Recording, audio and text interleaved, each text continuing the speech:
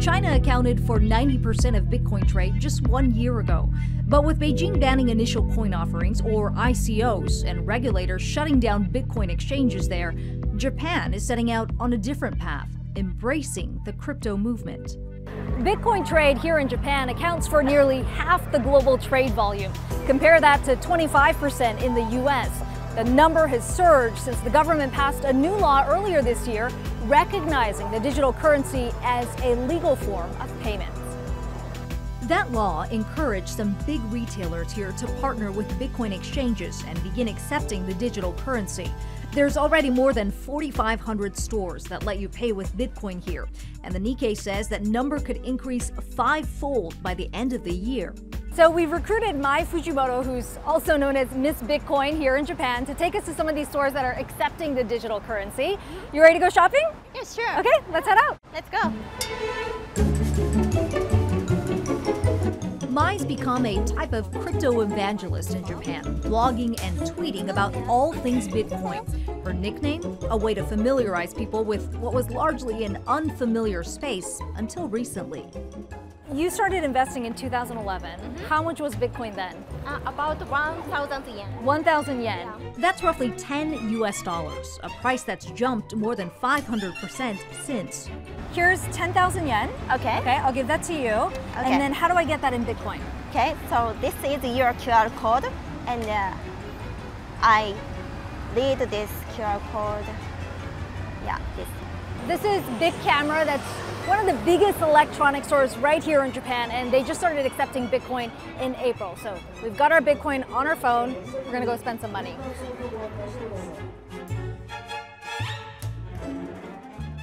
So that's 0.00336, but it basically amounts to 1,803 yen.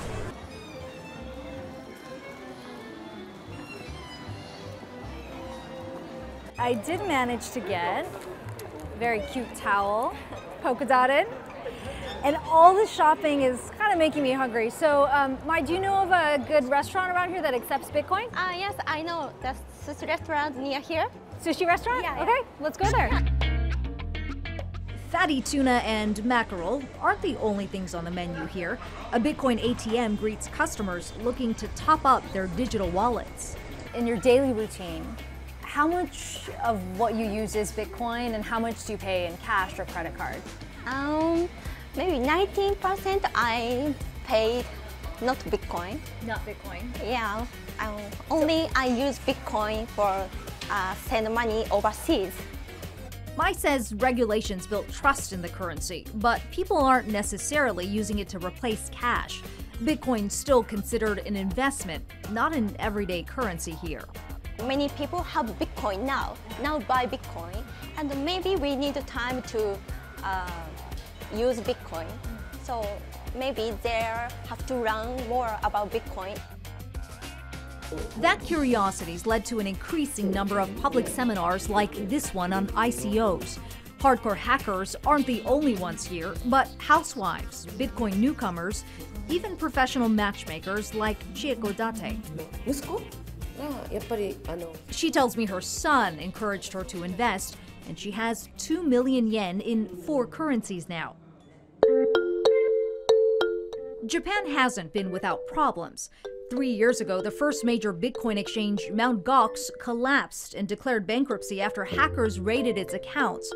That's partly why regulators are responding with stricter rules this time, requiring exchanges to maintain minimal capital reserves, separate customer accounts, and establish anti-money laundering and know your customer or KYC practices.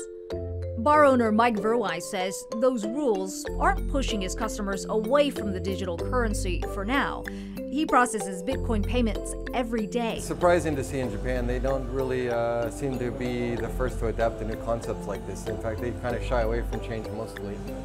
But maybe they're gonna grab it and run with it, I hope. And with Bitcoin still largely banned in China, there's plenty of opportunity for Japan to take the lead.